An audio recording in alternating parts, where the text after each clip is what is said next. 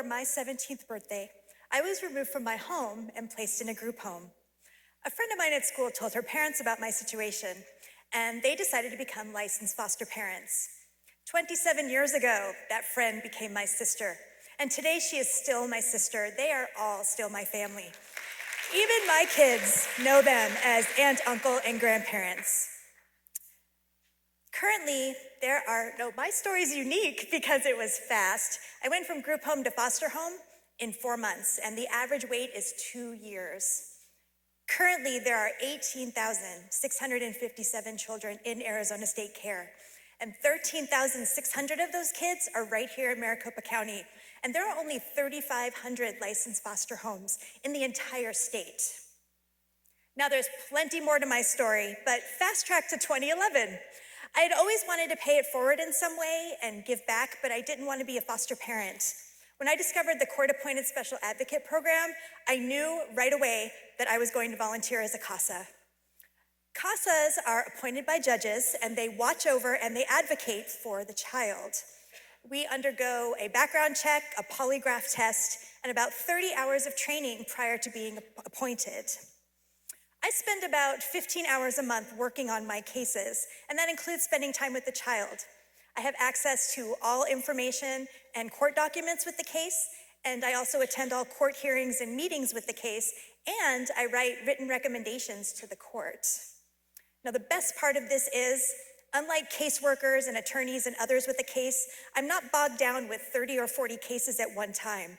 I get to choose my case, and I only work that one case until the child is in a permanent placement and the case is closed. Now, the impact of being a CASA, it really can change a child's life. Children with a CASA are more likely to be adopted and find a permanent home. They have more services ordered for them, and they are half as likely to re-enter foster care. 9 out of 10 children do not have a CASA. Those 13,600 children here in the county, only 600 have one. And that's a statistic I would really like to see change. CASAs like to make a joke and say that it's a secret we want everyone to know about. The program began in 1977, but when I talk to people about being a CASA and what I do, they think it's a brand new program. They've never heard of it. I'm now going on my 5th year as a CASA, and I'm working on my 3rd case.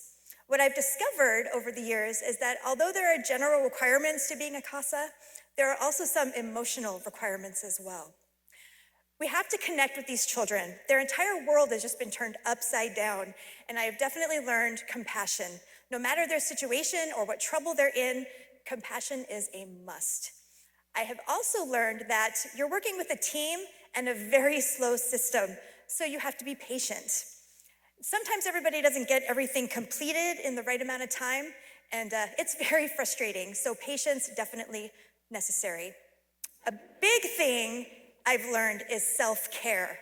These kids have been through some really horrible things, and it's very upsetting, and you get really angry. I'm always frustrated and angry. So whatever we do to blow off steam, we do it. I like to run. The goal is a CASA for every child. Again, 600 out of 13,600 children right in this county have a CASA, and more volunteers are always needed. I didn't think it would really make a difference until I was in it and working my own cases. So imagine if every child had a CASA. Plus, you're showing these children that they matter, and they're not alone. Now, I'm sure we've all seen stories and read stories about the system here in Arizona, and it's very frustrating, and everyone has an opinion, but the best way to make a change is to take action. I have a direct impact on a child's future. These children are alone, forgotten, and they forget how to dream because all of their energy is in their current situation. I show them a future is possible, and they're not just a case number. They can go to college, they can graduate, have a career, they can raise a family, have children of their own, whatever they want to do. I help show them that it is safe to dream and that they matter. If you would like more information, you can go to voicesforcasachildren.org for state info, casaforchildren.org for the national program. And you know what? You can bribe me with coffee or a beer. I'm always happy to talk about being a CASA. Part of being a CASA I like to show children that a future is possible. And I know it's possible. I'm a product of that same system. And I can't lie, that 17-year-old girl's future has been pretty damn good. Thanks.